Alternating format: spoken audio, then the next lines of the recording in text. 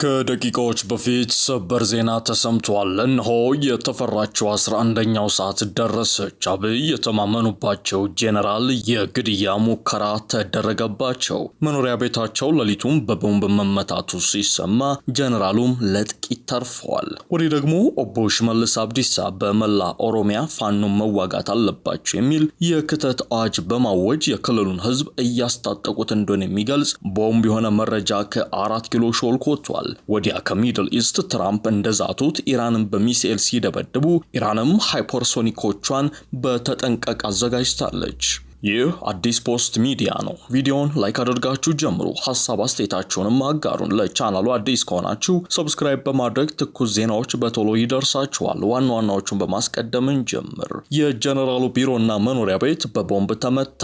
4 ኪሎን ያናወጠ ከባድ መረጃ ተሰምቷል። ጀነራሉ ለአሁኑ ለጥቂት መትረፋቸው የተሰማ ሲሆን ጀነራሉን ለማስመለጥና ለማሸሽ ጠቅላይ ሚኒስትር አብይ አህመድ የግል ሄሊኮፕተር ሊልኩ እንደሆነ ተሰምቷል። በዛሬው ዕለት ደብረጽዮን ገብረ ሚካኤልን በይፋ የትግራይ ክልል ፕሬዝዳንት አድርጎ የሾመው ህወሓት አብይ የሾማቸው ጀነራል ላይ የግድያ ሙከራ መፈጸሙ ውጥረቱን ከፍ አድርጎታል። ከዚህ የግድያ ሙከራ በኋላ ጀነራሉ መግለጫ ሰጥተዋል። እያበቃልን ነው ሲሉ ማስጠንቀቀዋል። በዝርዝር የምናስደምጣቸው መረጃችን ነው። አሜሪካ ኢራንን በሚሳኤል ደበደበች። የኢራን መርከቦች ጋይተዋል። ኢራን 2 የአሜሪካ መርከቦችን መምታቷን ተከትሎ አሜሪካ የአጸፋ ጥቃት ፈጽማ 7 የኢራን መርከቦችን እንደ ችቦ ነው ያነደደቻቸው። ትራምፕ ከጥቃቱ በኋላ ኢራንን አጠፋታለሁ ሲሉ የዛቱ ሲሆን ቴሄራን በበኩሏ በምድር ላይ ታይቶ የማይታወቅ ጥቃት ጠብቆ ስትል ፎክራለች። በተጨማሪም የኢራንን የኒውክሌር በተመለከተ አስደንጋጭ መረጃ ከአሜሪካ የሰለላ ቢሮ ወጥቷል። ታዳምጡታላችሁ። በሌላኛው መረጃችን ደግሞ አባይን ተሻግረን ቁማሩን በላናቸው በሚለው ንግግራቸው የሚታወቁት ኦቦ ሽመልስ አብዲሳ በመላ ኦሮሚያ ክተትና ወታደራዊ ግዳጅ አውጀዋል። የሽመልስን አዋጅ ተከትሎም የኦሮሞ ነጻነት ሰራዊት ጦርም ግዳጅ አውጀዋል። ፋኖ መዋጋት አለባችሁ በሚል ህዝቡን እያስታጠቁ ነው ተብሏል። ከሰሞኑ ፋኖ አዳማ ናዝሬት ገብቶ ጥቃት መፈጸሙን ተከትሎ ነው በመላ ኦሮሚያ ክተት የታወጀው። ክስተቱ 4 ኪሎን ያናወጠና ስጋት ውስጥ የጣለ ሆኗል። የተወደዳችሁ የቻናላችን ቤተሰቦች እነዚህን መረጃዎች በስፋት በጥልቀትና በዝርዝር እንመለከታለን። እንደተለመደው እስከ መጨረሻው አብራችሁ እንድትዘልቁ ግብዣችን ነው። አሁን ወደ ዝርዝር ዘገባዎቹ እናምራ። አሜሪካ ኢራንን በሚሳኤል ደበደበች። የኢራን መርከቦች ጋይተዋል። ኢራን 2 የአሜሪካ መርከቦችን መምታቷን ተከትሎ አሜሪካ የአጸፋ ጥቃት ፈጽማ 7 የኢራን መርከቦችን እንደ ችቦ አንድደዋለች። ትራምፕ ከጥቃቱ በኋላ ኢራንን አጠፋታለሁ ሲሉ ዝተዋል። ቴሄራን በበኩሏ በምድር ላይ ታይቶ የማይታወቅ ጥቃት ጠብቆ ስትል ፎክራለች። ወሳኙ የባህር መተላለፊያ በኢራን በመዘጋቱ መውጫ አጥተው የቆዩ መርከቦች እንደሚያስወጡ የተናገሩት ትራምፕ 7 ትንሽ ጀልባዎችም ወይም እነሱ ፈጣን ጀልባ የሚሏቸው መተናል የቀሯቸው እነሱ ብቻ ነበሩ ብሏል። የአሜሪካ ጦር እንደገለጸው ጀልባዎቹ ላይ ጥቃት የተፈጸመው ሄሊኮፕተሮችን በመጠቀም ጭምር ነው። የአሜሪካ ጦር ማዕከላዊ እዝ ሴንትኮም በወጣው መግለጫ ዛሬ የንግድ መርከቦች ላይ አደጋ የጣሉትን የኢራንን አነስተኛ ጀልባዎች ለማስወገድ ሲሃውክና የአሜሪካ ጦር AH-64 አፓች ሄሊኮፕተሮች ጥቅም ላይ ውለዋል ብሏል። ፕሬዚዳንቱ በበኩላቸው በማህበራዊ ሚዲያ ገጻቸው ላይ ባሰፈሩ ጽሑፍ ኢራን የደቡብ ኮሪያ መርከብን ጨምሮ ከግጭቱ ጋር ግንኙነት በሌላቸው አገራት ላይ ተኩሳለች በማለት ከሷል። የደቡብ ኮሪያ መንግስት ትናንት እንዳስታወቀውም HMM ናሙ የተሰኘ የአገሪቱ የጭነት መርከብ ሆርሙዝ ወሽመጥ ላይ ጥቃት እንደሆነ በተጠረጠረ ክስተት ጉዳት ደርሶበታል። የተባበሩት አረብ ኤምሬቶች አቅራቢያ ቆሞ የነበረው ይህ መርከብ 24 ሰራተኞችን ይዞ እንደነበር የአገሪቱ መንግስት ገልጾ በሰዎች ላይ የደረሰ ጉዳት ግን የለም ብሏል። ይህንን ጉዳይ የጠቀሱት ትራምፕ ምናልባት ደቡብ ኮሪያ የምትመጣበትና ተልእኮን የምትቀላቀልበት ጊዜ አሁን ነው ሲሉ ወደ ጦርነቱ ስበው ለማስገባት ሞክረዋል። የኢራን መገናኛ ብዙሃን ግን የትራምፕ ተፈጽሟል ያሉትን የጀልባዎች ጥቃት እያስተባበሉ ነው። አንድ ወታደራዊ ምንጭን የጠቀሰው የኢራኑ ታስኒም የዜና ወኪል እንደዘገበው ከሆነ ጥቃቱ የደረሰባቸው 2 የጭነት መርከቦች ናቸው። በዚህም 5 ንጹሃን ተገድሏል ብሏል። ጥቃት ተፈጽሟል ከመባሉ አስቀድሞ የአሜሪካ ባህር ኃይል አውዳሚ መርከብና 2 የአሜሪካን ባንዲራ የሚያውለበልቡ የንግድ መርከቦች በወሽመጡ ማለፋቸውን ዋሽንግተን አስታውቃ ነበር። ይህን ገለጻ ሙሉ በሙሉ ሐሰተኛ ስትል የጠራችው ኢራን በበኩሏ የአሜሪካ የጦር መርከብ ላይ የማስጠንቀቂያ ተኩስ መተኮሷን ገልጻለች። የአሜሪካ ጦር ግን ይህንን ያስተባብላል። ይሁን እንጂ ሰኞ ዕለት መርክስ የተሰኘው የመርከብ ኩባንያ እንደገለጸው የአሜሪካ ሰንደቅ ዓላማ ያነገቡና ጦርነቱ ከተጀመረ የካቲት አንስቶ በባህረ ሰላጤው ቆም የነበሩ መርከቦች በወሽመጡ ማለፋቸውን አስታውቋል። ኩባንያው በአሜሪካ ወታደራዊ ጥበቃ ስር ሆኖ መርከብ የማስወጣት እድል እንደቀረበለት ገልጿል። ይህን ተከትሎ መርከቡ በአሜሪካ ጦር ታጅቦ ከፋርስ ባህረ ሰላጤ ወጥቷልም ብሏል። ይህ በእንዲህ እንዳለ የኢራንን ኒውክሌር በተመለከተ የአሜሪካ የሰለላ ቢሮ CIA እጅግ አስደንጋጭ የተባለ መረጃን በዛሬው ዕለት ይዞ ወጥቷል። 2 ወር ባለፈው ጦርነት የኢራን የኒውክሌር ፕሮግራም ላይ የደረሰው አዲስ ጉዳት ውስን በመሆኑ ቴሄራን የኒውክሌር የጦር መሳሪያ ለመገንባት የሚያስፈልጋት ጊዜ ከ1 ዓመት ያልበለጠ ነው ሲል የአሜሪካ የሰለላ መረጃ ማሳየቱን ሮይተርስ የዜና ወኪል ዘግቧል።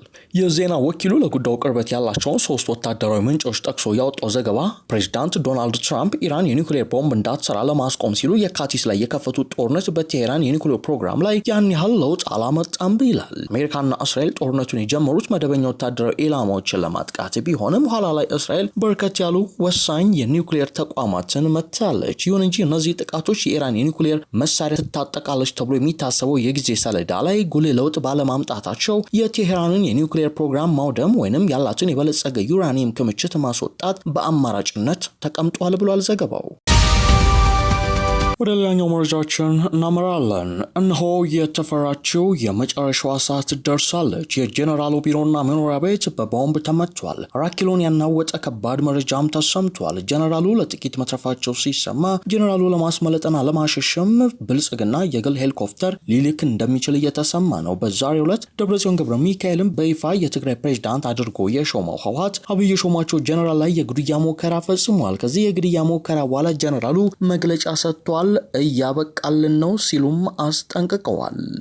ትናንት ምሽት 2 ሰዓት ገደማ ላይ በትግራይ ክልል ጊዜያዊ አስተዳደር የፕሬዝዳንት ጽህፈት ቤት አቅራቢያ የቦምብ ፍንዳታ ተከስቷል። ይህንንም የመቀሌ ከተማ አስተዳደር አረጋግጧል። እንደ ከተማ አስተዳደሩ መግለጫ ከሆነ ድርጊቱ ሆን ተብሎ ህዝብን ለማሸበር የተፈጸመ የጥፋት ተግባር ነው ብሎታል። ይሁን እንጂ በፍንዳታው ምክንያት በሰው ህይወትም ሆነ በንብረት ላይ የደረሰ የከፋም ሆነ ቀላል ጉዳት የለም። የጸጥታ አካላት ወንጀሉን የፈጸሙ አካላትን በቁጥጥር ስር ለማዋል የተቀናጀ ስራ እያከናወኑ ነው ያለም ሲሆን ህዝቡ ሽብር ፈጣሪዎችና ላኪዎቻቸው ስርዓት እንዲይዙ ከጸጥታ መዋቅሩ ጋር ይተባበር ብሏል። በዚህ ዓመት በመቀሌ ዩኒቨርሲቲ አዲ ሐቂ ካምፓስ የውጭ አጥር ላይ በተመሳሳይ ሁኔታ 2 ጊዜ የቦምብ ፍንዳታ ተከስቶ እንደነበር ይታወሳል። የከተማው የጸጥታ መዋቅር በእነዚህ ጥቃቶች የተጠረጠሩ ግለሰቦችን ለመያዝ የሰራ መሆኑን በተደጋጋሚ ቢገልጽም እስካሁን በቁጥጥር ስር የዋለ ተጠርጣሪ ግን የለም። በሌላ በኩል ሚያዝያ 7 ነባሩ ምክር ቤትና መንግስት ወደ ስልጣን ይመለስ የሚል ውሳኔ ያሳለፈው ህወሓት ለዛሬ ማክሰኞ የምክር ቤት ስብሰባ ስለመጥራቱም በስፋት እየተነገረ ነው የሚገኘው። ጄኔራል ታደሰ ወረደ በጽህፈት ቤታቸው ላይ ይህ አይነቱ የቦምብ ጥቃትና ድብደባ ከተፈጸመ በኋላ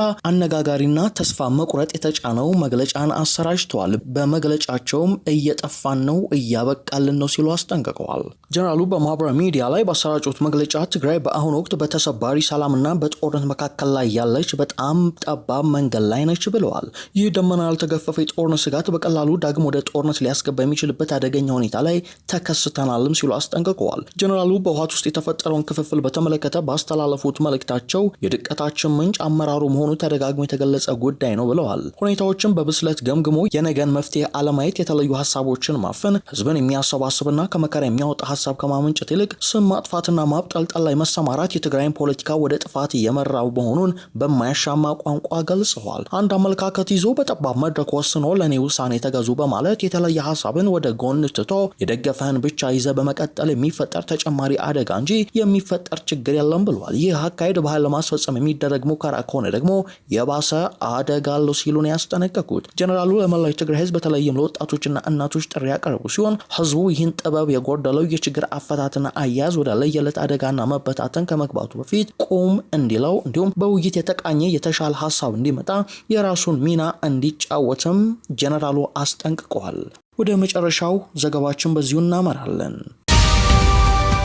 አባይን ተሻግረን ቁማሩን በላናቸው በሚለው ንግግራቸው የሚታወቁት ሽመልስ አብዲሳ በመላው ኦሮሚያ ክተትና ወታደራዊ ግዳጅ አወጁ። የሽመልስን አዋጅ ተከትሎም የኦሮሞ ነጻነት ሰራዊትም ፋኖም ግዳጅ አውጀዋል። ፋኖ መዋጋት አለባቸው በሚል ህዝቡን እያስታጠቁት ነው ተብሏል። ከሰሞኑ ፋኖ አዳማ ናዝሬት ድረስ ገብቶ ጥቃት መፈጸሙን ተከትሎ ነው በኦሮሚያ ክተት የታወጀው። ክስተቱ 4 ኪሎን ያናወጠና ስጋት ውስጥ የጣለ ሆኗል። ዋዜማ ራዲዮ በዛሬው ዕለት ምንጮቹን ዋቢ በማድረግ ሰፊ ዘገባ ይዞ ወጥቷል። በዘገባውም በኦሮሚያ ክልል ምስራቅና ሆሮ ጉዱሩ ወለጋ ዞኖች የሚኖሩ አርሶ አደሮች እንዲሁም ሌሎች የህብረተሰብ ክፍሎች በጸጥታ ቀውስና በአስገዳጅ ወታደራዊ ምልመላ ስጋት ወይም አፈሳ ውስጥ ይገኛሉ ብሏል። በተለይም በአካባቢው ሰፊ ምርት የሚገኝበት የበቆሎ እርሻ ወቅት ቢሆንም ነዋሪዎች በተለይም አርሶ አደሮች እስርና የግዳጅ ወታደራዊ ስልጠናን በመስጋት እርሻቸውን ጥለው ወደ ሌላ አካባቢ ያሉ ዘመዶቻቸው ጋር እንደሚደበቁም ዋዜማ ዘግቧል። ዋዜማ ያነጋገረቻቸው የሆሮ ጉዱሩ ወለጋ ዞን ነዋሪዎች እንደገለጹት በመንግስት የጸጥታ ኃይሎችና በአካባቢው ሚሊሻዎች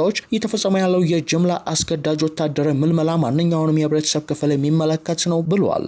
ሰዎች ቤት ለቤት ፍተሻ፣ ከገበያ፣ ከሃይማኖት ስፍራዎችና ከደስታና ከሀዘን ስነ ስርዓቶች ላይ ጭምር ታፍሰው የሚወሰዱበት ሁኔታ እንዳለ በመጥቀስም ሁኔታው በገጠሩ አካባቢ እየበረታ መምጣቱን ተከትሎ አንዳንድ ነዋሪዎች ወደ ከተማ ገብተው ለመደበቅ ሞክረዋል። በከተማዎች ውስጥም ግን ተመሳሳይ ተግባር እየተፈጸመ በመሆኑ መሸሸግ ያተናል ብለዋል። ምልመላውም ሆነ ከዚያ በኋላ የሚሰጠው ስልጠና የጤና እክል ያለባቸውን ዜጎች እንኳን ግምት ውስጥ ያላስገባ መሆኑን አንድ ነዋሪ የገለጹ ሲሆን አንድ ከቤቱ የወሰዱት ጎረቤቴ የሚጥል በሽታ አለበት፣ ዘወትር መድኃኒት ይወስዳል። ታፍሶ ከተወሰደ በኋላ ለጸጥታ ኃይሎቹ ስለ ህመሙ ቢያስረዳም የህክምና ማስረጃውን የሚያይለት ወይም አቤቱታውን የሚሰማ አካል አላገኘም። ከብዙ የደብዳቤ ምልልስና እንግልት በኋላ ነው የተለቀቀው ብሏል። በሆሮ ጉዱሩ ወለጋ ዞን አቤ ደንጎሮ ወረዳ የጸጥታ ሁኔታው ይበልጥ አሳሳቢ መሆኑን የገለጸው የዋዜማ ዘገባ በወረዳው አካባቢውን ከሸኔ መከላከል በሚል ምክንያት ከመንግስት የጸጥታ ኃይሎች በኩል የሚደርስባቸው ጫና እየበረታ ነው ብሏል። በጉሎና ሀባቦ ጉዱሩ ወረዳዎች ያሉ በርካታ አርሶ አደሮች በግዳጅ ተይዘው ከ3 እስከ 4 ቀናት የሚወስድ የሚሊሻ ስልጠና እንዲወስዱ እየተገደዱ ነው ተብሏል። በተመሳሳይ መልኩ በዞኑ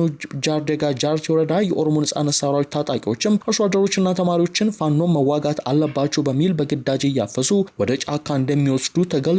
በዚህ መሰረት ግጭት ውስጥ እንዲሳተፉ የተደረጉ 16 አርሶ አደሮች ህይወት እንዳለፈ ዘገባው ጠቁሟል። በምስራቅ ወለጋ ዞን በተለይም በጊዳ አያናና ኪረም ወረዳዎች ነዋሪዎች በተለይም አርሶ አደሩ ጋቸና ሲርና ወይም የስርዓት ጥበቃ የተባለውን የሚሊሻ ስልጠና እንዲወስዱ በመንግስት እንደሚገደዱ ዋዜማ ከነዋሪዎች ሰምቻለሁ ብላለች። ይህ ስልጠና የኦሮሞ ነጻነት ሰራዊት ለመከላከል ያለመ መሆኑ ቢናገርም አርሶ አደሩ ህብረተሰብ ግን በሁለት ጥይት መካከል ቆመናል ይላሉ። ነዋሪዎቹ ለራዲዮ ጣቢያው እንደተናገሩት በአንድ በኩል የመንግስት የጸጥታ ኃይሎች ታጣቂዎችን ትደግፋላችሁ በሚል ያፍሷቸዋል፣ በሌላ በኩል ደግሞ ታጣቂዎች ለመንግስት መረጃ ታቀበላላችሁ በሚል ጥቃት ይሰነዝሩባቸዋል። ከሆሮ ጉዱሩ ወለጋ ወረዳዎች በተጨማሪ በአባይ ጮመን፣ ጂማ ሬራ፣ ጂማ ገነስ፣ ሱሉሉ ፊንጫና ኮምቦልቻ ወረዳዎች የሚኖሩ በተለይም አርሶ አደሮች ከ2 ወራት በላይ ቤታቸውን ለቀው ጫካ ውስጥ ለመቆየት መገደዳቸው ነው የተናገሩት። ከመደበኛው የጸጥታ መዋቅር ውጪ በመንግስት ደረጃ የሚታወቁ መሪዎች ያሏቸው ነገር ግን በህገወጥ ተግባራት ላይ የተሰማሩ ቡድኖች መኖራቸውንም ነዋሪዎች ጠቁመዋል። ነገር ግን በዚህ ጉዳይ ላይ የኦሮሚያ ክልል መንግስት እንደዚሁም የኦሮሚያ ብልጽግና ቃል አቀባይ መልስ ለመስጠት ፈቃደኛ ሳይሆኑ ቀርተዋል። የተወደዳችሁ የቻናላችን ቤተሰቦች ለአሁኑ የያዝናቸው መረጃዎቻችን እዚህን ይመስሉ ነበር። አብራችሁን ስለቆያችሁ እጅግ አድርገን እናመሰግናለን። መልካም ቀን።